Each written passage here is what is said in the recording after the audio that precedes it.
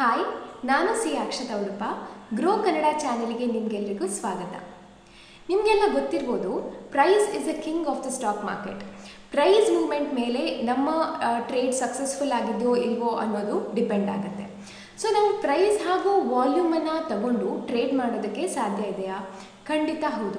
ನಾವು ಬರೀ ಪ್ರೈಸ್ ಹಾಗೂ ವಾಲ್ಯೂಮ್ ಬೇಸಿಸಲ್ಲಿ ಅನಲೈಸ್ ಮಾಡಿ ನಮ್ಮ ಟ್ರೇಡ್ಸ್ಗಳನ್ನು ಪ್ಲ್ಯಾನ್ ಮಾಡ್ಬೋದು. ಯಾವುದೇ ರೀತಿಯಾದಂತಹ ಇಂಡಿಕೇಟರ್ಸನ್ನು ಬಳಸದೆ ನಾವು ಎಫೆಕ್ಟಿವ್ ಆಗಿ ಟ್ರೇಡ್ಸ್ಗಳನ್ನು ತಗೊಳ್ಳೋಕ್ಕೆ ಸಾಧ್ಯ ಆಗುತ್ತೆ. ಸೊ ಇದಕ್ಕೆ ನಾವು ಕೆಲವು ಪ್ಯಾರಾಮೀಟರ್ಸ್ಗಳನ್ನು ಕನ್ಸಿಡರ್ ಮಾಡಬೇಕಾಗುತ್ತೆ. ಅಂದರೆ ಟ್ರೆಂಡ್ ಐಡೆಂಟಿಫಿಕೇಷನ್, ಸಪೋರ್ಟ್ ರೆಸಿಸ್ಟೆನ್ಸ್ ಅಥವಾ ಕ್ಯಾಂಡಲ್ ಸ್ಟಿಕ್ ಪ್ಯಾಟರ್ನ್ ಇರ್ಬೋದು, ಅಥವಾ ಚಾರ್ಟ್ ಪ್ಯಾಟರ್ನ್ ಇರ್ಬೋದು, ಹಾಗೆ ವಾಲ್ಯೂಮ್. ಸೊ ಈ ಪ್ಯಾರಾಮೀಟರ್ಸ್ಗಳನ್ನು ಯೂಸ್ ಮಾಡಿಕೊಂಡು ನಾವು ಬೇರೆ ಯಾವುದೇ ಇಂಡಿಕೇಟರ್ನ ಸಹಾಯ ತಗೊಳ್ಳದೆ ನಾವು ನಮ್ಮ ಟ್ರೇಡ್ಸ್ಗಳನ್ನು ಪ್ಲ್ಯಾನ್ ಮಾಡ್ಬೋದು. ನಿಮಗೆಲ್ಲ ಗೊತ್ತಿರೋ ಹಾಗೆ ಸ್ಟಾಕ್ ಮಾರ್ಕೆಟಲ್ಲಿ ಬಯರ್ಸ್ ಹಾಗೂ ಸೆಲ್ಲರ್ಸ್ ಇರ್ತಾರೆ. ಇವರ ಮಧ್ಯ ಟಗ್ ಆಫರ್ ನಡೀತಾ ಇರುತ್ತೆ.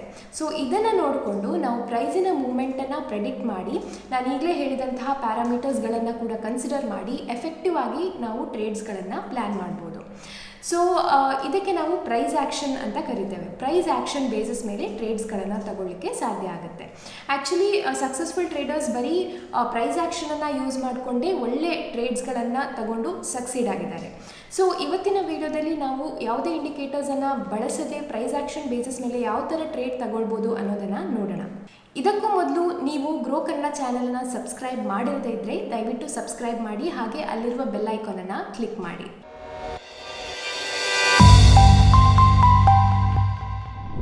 ಮೊದಲಿಗೆ ನಾವು ಟ್ರೆಂಡನ್ನು ಐಡೆಂಟಿಫೈ ಮಾಡಬೇಕಾಗುತ್ತೆ. ಟ್ರೆಂಡನ್ನು ಐಡೆಂಟಿಫೈ ಮಾಡಿ ಅದು ಅಪ್ ಟ್ರೆಂಡಾ ಡೌನ್ ಟ್ರೆಂಡಾ ಅನ್ನೋದನ್ನು ನಾವು ನೋಡಬೇಕಾಗುತ್ತೆ. ಸೊ ಇದನ್ನು ನಾವು ಡೌ ಥಿಯರಿ ಮೂಲಕ ಮಾಡ್ಬೋದು. ಫಾರ್ ಎಕ್ಸಾಂಪಲ್, ನೀವು ಅಬ್ಸರ್ವ್ ಮಾಡಿದ್ರೆ ಮಾರ್ಕೆಟ್ ಯಾವತ್ತೂ ಜಿಗ್ಜ್ಯಾಗ್ ಮೂಮೆಂಟನ್ನು ಕೊಡ್ತಾ ಇರುತ್ತೆ. ಸೊ ಈ ಥರದ ಮೂಮೆಂಟನ್ನು ನೀವು ನೋಡಿದಾಗ, ಅಂದರೆ ಮಾರ್ಕೆಟ್ ಫಸ್ಟ್ಗೆ ಹೈಯನ್ನು ಕ್ರಿಯೇಟ್ ಮಾಡಿ ಆಮೇಲೆ ಲೋವರ್ ಲೋಸ್ಗಳನ್ನು ಕ್ರಿಯೇಟ್ ಮಾಡ್ತಾ ಹೋದರೆ, ಅಂದರೆ ನೀವು ಇಲ್ಲಿ ಅಬ್ಸರ್ವ್ ಮಾಡ್ಬೋದು, ಈ ಸೆಕೆಂಡ್ ಹೈ ಪ್ರೀವಿಯಸ್ ಹೈಗಿಂತ ಮೇಲಿದೆ. ಅದೇ ಥರ ಥರ್ಡ್ ಹೈ ಫಾರ್ಮ್ ಆಗಿರೋದು ಫಸ್ಟ್ ಆ್ಯಂಡ್ ಸೆಕೆಂಡ್ ಹೈಸ್ಗಿಂತ ಮೇಲಿದೆ. ಸೊ ಈ ಥರ ಫಾರ್ಮ್ ಆಗ್ತಾ ಹೋದಾಗ ಇದಕ್ಕೆ ನಾವು ಅಪ್ ಟ್ರೆಂಡ್ ಅಂತ ಕರಿತೇವೆ. ಆ್ಯಂಡ್ ಈ ಮೂಮೆಂಟ್ ಏನಿದೆ ಇದಕ್ಕೆ ನಾವು ಸ್ವಿಂಗ್ ಅಂತ ಕರಿತೇವೆ. ಇದೊಂದು ಸ್ವಿಂಗ್, ಇದೊಂದು ಸ್ವಿಂಗ್, ಇದೊಂದು ಸ್ವಿಂಗ್. ಅದೇ ಥರ ಇದರ ಅಪೋಸಿಟ್ ಮೂಮೆಂಟ್ ಆದಾಗ, ಅಂದರೆ ಲೋ ಫಾರ್ಮ್ ಆಗಿ ನಂತರ ಹೈ ಫಾರ್ಮ್ ಆಗಿ ಅದರ ನಂತರ ನಿಮಗೆ ಲೋವರ್ ಲೋಸ್ಗಳು ಫಾರ್ಮ್ ಆಗ್ತಾ ಹೋದಾಗ, ಅಂದರೆ ಪ್ರತಿಯೊಂದು ಲೋ ಪ್ರೀವಿಯಸ್ ಲೋಗಿಂತ ಕೆಳಗಿದ್ದಾಗ ನಾವಿದನ್ನು ಡೌನ್ ಟ್ರೆಂಡ್ ಅಂತ ಕರಿತೇವೆ. ಸೊ ಮೊದಲಿಗೆ ನಾವು ಟ್ರೇಡನ್ನು ಪ್ಲ್ಯಾನ್ ಮಾಡುವಾಗ ಟ್ರೆಂಡನ್ನು ಐಡೆಂಟಿಫೈ ಮಾಡಬೇಕು. ಆ ಸ್ಟಾಕ್ ಅಥವಾ ಇಂಡೆಕ್ಸ್ ಅಪ್ ಟ್ರೆಂಡಲ್ಲಿದೆಯೋ ಅಥವಾ ಡೌನ್ ಟ್ರೆಂಡಲ್ಲಿದೆಯೋ ಅನ್ನೋದನ್ನು ಮೊದಲು ನಾವು ಐಡೆಂಟಿಫೈ ಮಾಡಬೇಕು. ಸೊ ನಾವು ಈ ಎಕ್ಸಾಂಪಲನ್ನು ಇಲ್ಲಿ ತಗೊಂಡ್ರೆ ನಿಮಗೆ ಇಲ್ಲಿ ಕ್ಲಿಯರ್ ಆಗಿ ಕಾಣ್ತಾ ಇದೆ, ಸ್ಟಾಕ್ ಇಲ್ಲಿ ಡೌನ್ ಟ್ರೆಂಡಲ್ಲಿದೆ. ಬಟ್ ನಮಗೆ ಇನಿಷಿಯಲಿ ಡೇ ಓಪನ್ ಆದಾಗ ಸ್ಟಾಕ್ ಅಥವಾ ಇಂಡೆಕ್ಸ್ ಅಪ್ ಟ್ರೆಂಡಲ್ಲಿದೆಯೋ ಅಥವಾ ಡೌನ್ ಟ್ರೆಂಡಲ್ಲಿದೆಯೋ ಅನ್ನೋದು ನಮಗೆ ತಿಳಿಯೋದಿಲ್ಲ. ಅದಕ್ಕೆ ಸ್ವಲ್ಪ ಹೊತ್ತು ನಾವು ಮಾರ್ಕೆಟನ್ನು ಅಬ್ಸರ್ವ್ ಮಾಡಿ ಯಾವಾಗ ಈ ಥರ ಲೋವರ್ ಲೋಸ್ ಫಾರ್ಮ್ ಆಗುತ್ತೋ ಆಗ ನಾವು ಸ್ಟಾಕ್ ಅಪ್ ಟ್ರೆಂಡಲ್ಲಿದೆಯೋ ಡೌನ್ ಟ್ರೆಂಡಲ್ಲಿದೆಯೋ ಅನ್ನೋದನ್ನು ಕನ್ಫರ್ಮ್ ಮಾಡ್ಕೊಳ್ಬೋದು. ಸೊ ಇಲ್ಲಿ ನಮಗೆ ಲೋವರ್ ಲೋಸ್ ಫಾರ್ಮ್ ಆಗ್ತಾ ಇರೋದ್ರಿಂದ ಇದು ಕ್ಲಿಯರ್ ಆಗಿ ಡೌನ್ ಟ್ರೆಂಡ್ನ ಇಂಡಿಕೇಶನ್ ಆಗಿದೆ. ಸೊ ಇದನ್ನು ಯೂಸ್ ಮಾಡಿಕೊಂಡು ನಾವು ಟ್ರೇಡ್ಸ್ಗಳನ್ನು ಪ್ಲ್ಯಾನ್ ಮಾಡ್ಬೋದು. ಸೊ ಟ್ರೆಂಡಿ ಮಾರ್ಕೆಟಲ್ಲಿ ನಾವು 3 ಟೈಪ್ಸ್ ಆಫ್ ಟ್ರೇಡ್ಸನ್ನು ತಗೊಳ್ಬೋದು. ಒಂದು ಬೇಸ್ಡ್ ಆನ್ ಬ್ರೇಕ್ಔಟ್ ಅಥವಾ ಬ್ರೇಕ್ ಡೌನ್, ಇನ್ನೊಂದು based on candlestick pattern, ಮೂರನೇದು based on pullback. So ಈಗ ಮೊದಲನೇ ಟ್ರೇಡನ್ನು ತಗೊಳ್ಬೇಕಾದ್ರೆ ನಾನು ಆಗಲೇ ಹೇಳಿದಾಗೆ ಇಲ್ಲಿ ನೀವು ನೋಡಿದ್ರೆ ನಿಫ್ಟಿ ಡೌನ್ ಟ್ರೆಂಡಲ್ಲಿದೆ, ಯಾಕಂದರೆ ಇಲ್ಲಿ ಲೋವರ್ ಲೋಸ್ಗಳು ಫಾರ್ಮ್ ಆಗಿದೆ. ಸೊ ಈಗ ನಾವು ಡೈರೆಕ್ಟಾಗಿ ಬ್ರೇಕ್ ಡೌನಲ್ಲಿ ಟ್ರೇಡನ್ನು ತಗೊಳ್ಬೋದು. ಅಂದರೆ ಇಲ್ಲಿ ನೀವು ನೋಡಿದ್ರೆ ನಮಗೆ ಕಂಟಿನ್ಯೂಸ್ ಆಗಿ 2 ಲೋಸ್ಗಳು ಫಾರ್ಮ್ ಆಗಿದೆ. ಈ ಸೆಕೆಂಡ್ ಲೋ ಫಸ್ಟ್ ಲೋಗಿಂತ ಕೆಳಗಿದೆ, ಸೊ ಡೌನ್ ಟ್ರೆಂಡ್ ಕನ್ಫರ್ಮ್ ಆಗಿದೆ. ಸೊ ಇಲ್ಲಿ ಬ್ರೇಕ್ ಡೌನ್ ಆದ ಕೂಡಲೇ ನೀವು ಈ ಕ್ಯಾಂಡಲನ್ನು ನೋಡಿದ ಕೂಡಲೇ ನೀವು ಟ್ರೇಡನ್ನು ತಗೊಳ್ಬೋದು. ಅಂದರೆ ಇಲ್ಲಿ 5 ಮಿನಿಟ್ಸ್ ಟೈಮ್ ಫ್ರೇಮನ್ನು ನಾನು ಇಟ್ಟಿದ್ದೇನೆ. ಸೊ ನೀವು ಇಲ್ಲಿ ಈ ಕ್ಯಾಂಡಲನ್ನು ಬ್ರೇಕ್ ಡೌನ್ ಕ್ಯಾಂಡಲ್ ಅಂತ ಕನ್ಸಿಡರ್ ಮಾಡಿದ್ರೆ ಈ ಕ್ಯಾಂಡಲ್ ಕ್ಲೋಸ್ ಆದ ಕೂಡಲೇ ನೀವು ಸೆಲ್ಲಿಂಗ್ ಎಂಟ್ರಿಯನ್ನು ತಗೊಳ್ಬೋದು. ಆದರೆ ಬರೀ ಬ್ರೇಕ್ಔಟ್ ಮತ್ತು ಬ್ರೇಕ್ ಡೌನ್ ಬೇಸಿಸ್ ಮೇಲೆ ಟ್ರೇಡ್ ತಗೊಳ್ಳೋದು ಸ್ವಲ್ಪ ರಿಸ್ಕಿ. ಸೊ ನಾವು ಎರಡನೇ ಟೈಪ್ ಆಫ್ ಟ್ರೇಡನ್ನು ನೋಡಿದ್ರೆ ಇದು ಕ್ಯಾಂಡಲ್ ಪ್ಯಾಟರ್ನ್ ಬೇಸ್ಡ್ ಟ್ರೇಡ್. ಅಂದರೆ ನೀವಿಲ್ಲಿ ಕ್ಯಾಂಡಲ್ ಪ್ಯಾಟರ್ನನ್ನು ನೋಡ್ತೀರಾ. ಫಾರ್ ಎಕ್ಸಾಂಪಲ್ ನೀವು ಈ ಕ್ಯಾಂಡಲನ್ನೇ ತಗೊಂಡ್ರೆ ಇದೊಂದು ಮಾರಿಯೋಬೋಸೋ ಕ್ಯಾಂಡಲ್ ಆಗಿದೆ. ಅಂದರೆ ಇಲ್ಲಿ ಸೆಲ್ಲಿಂಗ್ ಪ್ರೆಷರ್ ಜಾಸ್ತಿ ಇದೆ, ದೊಡ್ಡ ರೆಡ್ ಕ್ಯಾಂಡಲ್ ಫಾರ್ಮ್ ಆಗಿದೆ, ವಿಕ್ ಕೆಳಗಡೆ ಮಾತ್ರ ಇದೆ, ಮೇಲ್ಗಡೆ ಯಾವುದೇ ರೀತಿಯ ವಿಕ್ ಇಲ್ಲ. ಸೊ ಈ ಕ್ಯಾಂಡಲ್ ಏನನ್ನ ಇಂಡಿಕೇಟ್ ಮಾಡುತ್ತೆ ಅಂದರೆ ಸ್ಟ್ರಾಂಗ್ ಸೆಲ್ಲಿಂಗ್ ಪ್ರೆಷರ್ ಇದೆ, ತುಂಬ ಸೆಲ್ಲರ್ಸ್ ಇದ್ದಾರೆ ಅನ್ನುವಂಥದ್ದು. ಹೀಗಿದ್ದಾಗ ಮಾರ್ಕೆಟ್ ಅದರ ಡೌನ್ ಟ್ರೆಂಡನ್ನು ಕಂಟಿನ್ಯೂ ಮಾಡುವಂತಹ ಚಾನ್ಸಸ್ ಜಾಸ್ತಿ ಇರುತ್ತೆ. ಇಲ್ಲೂ ನೋಡ್ಬೋದು ನೀವು, ಇಲ್ಲಿ ಕೂಡ ಮಾರಿಯೋಬೋಸೋ ಕ್ಯಾಂಡಲ್ ಫಾರ್ಮ್ ಆಗಿದೆ. ಅದೇ ಥರ ನೀವು ಇಲ್ಲಿ ನೋಡಿದ್ರೆ bearish mother baby candle form ಆಗಿದೆ. ಈ ಎರಡು ಕ್ಯಾಂಡಲನ್ನು ನೋಡಿದ್ರೆ ನೀವು, ಇದು ಮದರ್ ಬೇಬಿ ಕ್ಯಾಂಡಲ್ ಆಗಿದೆ. ಫಸ್ಟ್ ಒಂದು small green candle followed by a big red candle. So ಇದು mother baby candlestick pattern, bearish mother baby candlestick pattern. So ಈ ಥರದ ಕ್ಯಾಂಡಲ್ ನೋಡಿದ ಕೂಡಲೇ ಕೂಡ ನೀವು ನಿಮ್ಮ ಟ್ರೇಡ್ಸ್ಗಳನ್ನು ಪ್ಲ್ಯಾನ್ ಮಾಡ್ಬೋದು. ಡೌನ್ ಟ್ರೆಂಡ್ ಇದ್ದಾಗ ಸೆಲ್ಲಿಂಗ್ ಅಪಾರ್ಚುನಿಟಿಯನ್ನು ನೋಡಬೇಕಾಗುತ್ತೆ, ಅಪ್ ಟ್ರೆಂಡ್ ಇದ್ದಾಗ ನೀವು ಬೈಯಿಂಗ್ ಅಪಾರ್ಚುನಿಟಿಯನ್ನು ನೋಡ್ಬೋದು. ಇನ್ನು ಮೂರನೆಯ ವೇ ಅಂದರೆ ಪುಲ್ ಬ್ಯಾಕ್ಸ್ ಟ್ರೇಡ್ಗಳನ್ನು ತಗೊಳ್ಳುವಂಥದ್ದು. ಅಂದರೆ ಯಾವಾಗ ಪುಲ್ ಬ್ಯಾಕ್ ಆಗಿ ನೆಕ್ಸ್ಟ್ ರೆಡ್ ಕ್ಯಾಂಡಲ್ ಫಾರ್ಮ್ ಆಗುತ್ತೋ ಆಗ ನೀವು ಟ್ರೇಡ್ಸ್ಗಳನ್ನು ಪ್ಲ್ಯಾನ್ ಮಾಡ್ಬೋದು. ಫಾರ್ ಎಕ್ಸಾಂಪಲ್ ನಾನು ಆಗಲೇ ಹೇಳಿದಾಗೆ ಇಲ್ಲಿ ಒಂದು ಲೋ ಫಾರ್ಮ್ ಆಯಿತು, ಇಲ್ಲಿ ಸೆಕೆಂಡ್ ಲೋ ಫಾರ್ಮ್ ಆಯಿತು, ಈ ಲೋ ಪ್ರೀವಿಯಸ್ ಲೋಗಿಂತ ಕೆಳಗಿದೆ, ಸೊ ಡೌನ್ ಟ್ರೆಂಡ್ ಕನ್ಫರ್ಮ್ ಆಯಿತು. ಬಟ್ ಈಗ ಇಲ್ಲಿ ಪುಲ್ ಬ್ಯಾಕ್ ಆಗ್ತಾ ಇದೆ, ಕಂಟಿನ್ಯೂಸ್ ಆಗಿ 3 ಗ್ರೀನ್ ಕ್ಯಾಂಡಲ್ಸ್ ಫಾರ್ಮ್ ಆಯಿತು. ಸೊ ಯಾವಾಗ ನೆಕ್ಸ್ಟ್ ರೆಡ್ ಕ್ಯಾಂಡಲ್ ಫಾರ್ಮ್ ಆಗುತ್ತೋ ಆಗ ನೀವು ಟ್ರೇಡನ್ನು ಪ್ಲ್ಯಾನ್ ಮಾಡ್ಬೋದು. ಸೊ ಇಲ್ಲಿ ನೀವು ನೋಡ್ಬೋದು, ಈ 3 ಗ್ರೀನ್ ಕ್ಯಾಂಡಲ್ ಪುಲ್ ಬ್ಯಾಕ್ ಆಗಿದೆ, ಆಮೇಲೆ ಒಂದು ರೆಡ್ ಕ್ಯಾಂಡಲ್ ಫಾರ್ಮ್ ಆಯಿತು. ಸೊ ಈ ಲೆವೆಲಲ್ಲಿ ಈ ರೆಡ್ ಕ್ಯಾಂಡಲ್ನ ಕೆಳಗೆ ನೀವು ಸೆಲ್ ಆರ್ಡ್ರನ್ನು ಹಾಕ್ಬೋದು, ಸ್ವಲ್ಪ ಬಫರನ್ನು ಇಟ್ಕೊಂಡು. ಸೊ ಇಲ್ಲಿ ನೀವು ಟ್ರೇಡನ್ನು ತಗೊಂಡ್ರೆ ಆಮೇಲೆ ನಿಮಗೆ ಇಲ್ಲಿ ಒಳ್ಳೆಯ ಡೌನ್ ಸೈಡ್ ಮೂವ್ಮೆಂಟ್ ನೋಡಲಿಕ್ಕೆ ಸಿಕ್ತು. ಸೊ ಈ ಥರ ಈ 3 ರೀತಿಯಲ್ಲಿ ನೀವು ಟ್ರೆಂಡಿಂಗ್ ಮಾರ್ಕೆಟಲ್ಲಿ ಅಂದರೆ ಡೌನ್ ಟ್ರೆಂಡ್ ಅಥವಾ ಅಪ್ ಟ್ರೆಂಡಲ್ಲಿ ಸ್ಟಾಕ್ ಮೂವ್ ಆಗ್ತಾ ಇದ್ದಾಗ ಟ್ರೇಡ್ಸ್ಗಳನ್ನು ತಗೊಳ್ಬೋದು. ಬಟ್ ಇದನ್ನೇ ನೀವು ಸೈಡ್ ವೇಸ್ ಮಾರ್ಕೆಟಲ್ಲಿ ಯೂಸ್ ಮಾಡ್ಬೋದಾ? ಖಂಡಿತ ಇಲ್ಲ. ಹೆಚ್ಚಾಗಿ ಸ್ಟಾಕ್ ಅಥವಾ ಇಂಡೆಕ್ಸ್ ಸೈಡ್ ವೇಸ್ ಮೂವ್ಮೆಂಟನ್ನು ತೋರಿಸ್ತಾ ಇರುತ್ತೆ.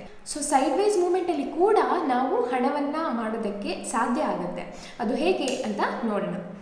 ನೀವಿಲ್ಲಿ ನೋಡಿದ್ರೆ ನಿಫ್ಟಿ ಕಂಟಿನ್ಯೂಸ್ ಆಗಿ 3 ದಿನ ಸೈಡ್ ವೇಸ್ ಮೂವ್ಮೆಂಟನ್ನು ತೋರಿಸ್ತಾ ಇತ್ತು. ಸೊ ಸೈಡ್ ವೇಸ್ ಮೂವ್ಮೆಂಟ್ ಇದ್ದಾಗ ನಾವು ಸಪೋರ್ಟ್ ಹಾಗೂ ರೆಸಿಸ್ಟೆನ್ಸ್ ಲೆವೆಲ್ಗಳನ್ನು ಪ್ಲಾಟ್ ಮಾಡಬೇಕಾಗುತ್ತೆ. ಆಮೇಲೆ ನಾವು ಚಾರ್ಟ್ ಪ್ಯಾಟರ್ನ್ಗಳನ್ನು ಹುಡುಕಬೇಕಾಗುತ್ತೆ. ಸೊ ಇಲ್ಲಿ ನೀವು ನೋಡಿದ್ರೆ ಈ ಲೆವೆಲ್ ಸ್ಟ್ರಾಂಗ್ ರೆಸಿಸ್ಟೆನ್ಸ್ ಆಗಿ ವರ್ಕ್ ಆಗ್ತಾ ಇದೆ.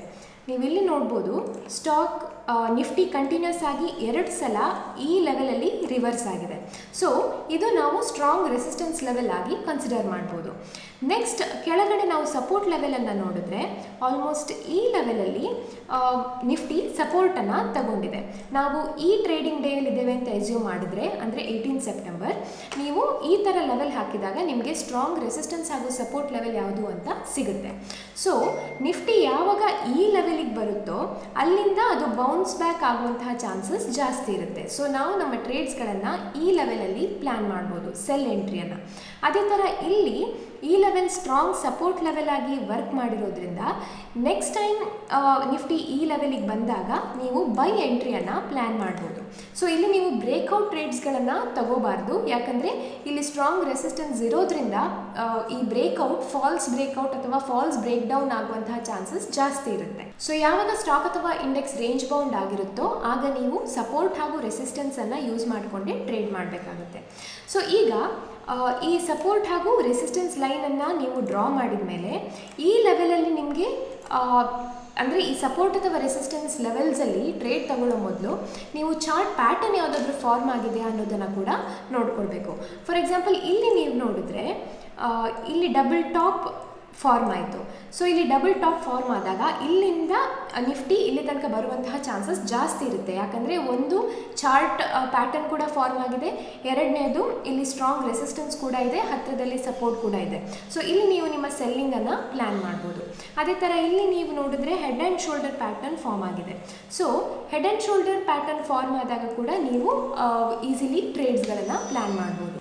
ಸೊ ಸಪೋರ್ಟ್ ಹಾಗೂ ರೆಸಿಸ್ಟೆನ್ಸ್ ಲೈನ್ ಜೊತೆಗೆ ನೀವು ಚಾರ್ಟ್ ಪ್ಯಾಟರ್ನನ್ನು ಕೂಡ ಇನ್ಕ್ಲೂಡ್ ಮಾಡಿದಾಗ ನಿಮ್ಮ ಟ್ರೇಡ್ ಎಫೆಕ್ಟಿವ್ ಆಗಿರುತ್ತೆ. ಈಗ ನಾವು ಮಾರ್ಕೆಟ್ ಇನ್ನೂ ರೇಂಜ್ ಬೌಂಡ್ ಆಗಿದೆಯಾ ಅಥವಾ ಅದು ಆ ರೇಂಜಿಂದ ಹೊರಗೆ ಬಂದಿದೆಯಾ, ನಾವು ಬ್ರೇಕ್ಔಟ್ ಟ್ರೇಡ್ಸ್ಗಳನ್ನು ತಗೊಳ್ಬೇಕಾ ಅಥವಾ ನಾವು ರೇಂಜ್ ಬೌಂಡ್ ಟ್ರೇಡ್ಸ್ಗಳನ್ನು ತಗೊಳ್ಬೇಕಾ ಅನ್ನೋದನ್ನು ಡಿಸೈಡ್ ಮಾಡೋದು ಹೇಗೆ? ಸೊ ಇದಕ್ಕೆ ನಾವು ವಾಲ್ಯೂಮನ್ನು ಯೂಸ್ ಮಾಡ್ಬೋದು. ಎಗೇನ್ ಇದು ಸ್ಪಾಟ್ ಚಾರ್ಟ್ ಆಗಿರೋದ್ರಿಂದ ಇಲ್ಲಿ ವಾಲ್ಯೂಮ್ ಬರೋದಿಲ್ಲ. ನೀವು ವಾಲ್ಯೂಮ್ ಇಂಡಿಕೇಟರನ್ನು ಯೂಸ್ ಮಾಡಬೇಕಾದ್ರೆ ಫ್ಯೂಚರ್ ಚಾರ್ಟಿಗೆ ಹೋಗಬೇಕಾಗುತ್ತೆ.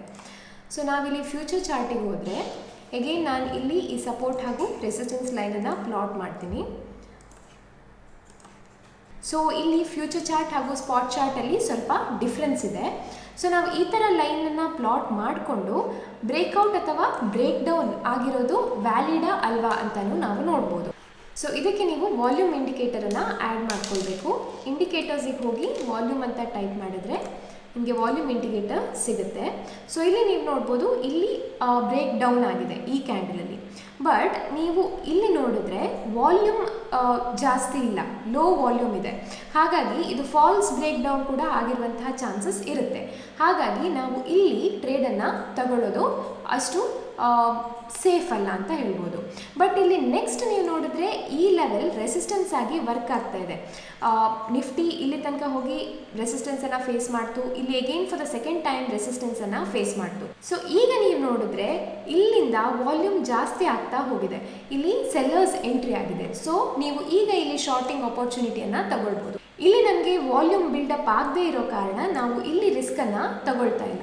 ಯಾವಾಗ ನಮಗೆ ಒಳ್ಳೆ ವಾಲ್ಯೂಮ್ ನೋಡ್ಲಿಕ್ಕೆ ಸಿಗುತ್ತೆ ಆಗ ನಾವು ಟ್ರೇಡ್ಸ್ಗಳನ್ನು ಪ್ಲ್ಯಾನ್ ಮಾಡ್ಬೋದು. ಸೊ ಸ್ಟಾಕ್ ಅಥವಾ ಇಂಡೆಕ್ಸ್ ಆ ರೇಂಜಿಂದ ಹೊರಗೆ ಬಂತೋ ಇಲ್ವೋ ಅಂತ ಐಡೆಂಟಿಫೈ ಮಾಡೋದಕ್ಕೆ ನಾವು ವಾಲ್ಯೂಮನ್ನು ಯೂಸ್ ಮಾಡ್ತೇವೆ. ವಾಲ್ಯೂಮನ್ನು ಯೂಸ್ ಮಾಡಿಕೊಂಡು ಕನ್ಫರ್ಮ್ ಆದ ನಂತರ ನಾವು ಟ್ರೆಂಡಿ ಟ್ರೇಡ್ಸ್ಗಳನ್ನು ಪ್ಲ್ಯಾನ್ ಮಾಡ್ಬೋದು. ಅಂದರೆ ಬೇಸ್ಡ್ ಆನ್ ಪುಲ್ ಬ್ಯಾಕ್ ಅಥವಾ ಕ್ಯಾಂಡಲ್ ಸ್ಟಿಕ್ ಪ್ಯಾಟರ್ನ್ ಅಥವಾ ಬ್ರೇಕ್ಔಟ್ ಅಥವಾ ಬ್ರೇಕ್ ಡೌನ್ ಎಂಟ್ರೀಸ್ಗಳನ್ನು ನಾವು ತಗೊಳ್ಬೋದು. ಸೊ ಈ ಎಲ್ಲ ಟ್ರೇಡ್ಗಳಲ್ಲಿ ನಮ್ಮ ಸ್ಟಾಪ್ ಲಾಸ್ ಕೂಡ ಸಣ್ಣದಿರುತ್ತೆ. ನಾವು ಪ್ರೀವಿಯಸ್ ಸ್ವಿಂಗ್ ಹೈ ಅಥವಾ ಪ್ರೀವಿಯಸ್ ಸ್ವಿಂಗ್ ಲೋ ಅನ್ನು ಸ್ಟಾಪ್ ಲಾಸ್ ಆಗಿ ತಗೊಂಡು ನಮ್ಮ ಟ್ರೇಡ್ಸ್ಗಳನ್ನು ಪ್ಲ್ಯಾನ್ ಮಾಡ್ಬೋದು. ಸೊ ಈ ವಿಡಿಯೋ ನಿಮಗೆ ಇಷ್ಟ ಆಗಿದ್ರೆ ದಯವಿಟ್ಟು ವಿಡಿಯೋವನ್ನು ಲೈಕ್ ಮಾಡಿ, ಹಾಗೆ ಈ ಚಾನಲನ್ನು ಸಬ್ಸ್ಕ್ರೈಬ್ ಮಾಡೋದನ್ನು ಮರಿಬೇಡಿ. ನಾವು ಮಾಡುವಂತಹ ಎಲ್ಲ ವಿಡಿಯೋಗಳು ಎಜುಕೇಷನ್ ಪರ್ಪಸ್ಸಿಗೆ ಮಾತ್ರ, ಇದು ಯಾವುದೇ ರೀತಿಯ ಬೈ ಸೆಲ್ ರೆಕಮೆಂಡೇಷನ್ ಅಲ್ಲ. ಮತ್ತೆ ಸಿಗ್ತೀವಿ ಇನ್ನಷ್ಟು ಇನ್ಫಾರ್ಮೇಟಿವ್ ಕಂಟೆಂಟ್ಗಳೊಂದಿಗೆ. ಅಲ್ಲಿ ತನಕ ಟೇಕ್ ಕೇರ್, ಬಾಯ್ ಬಾಯ್.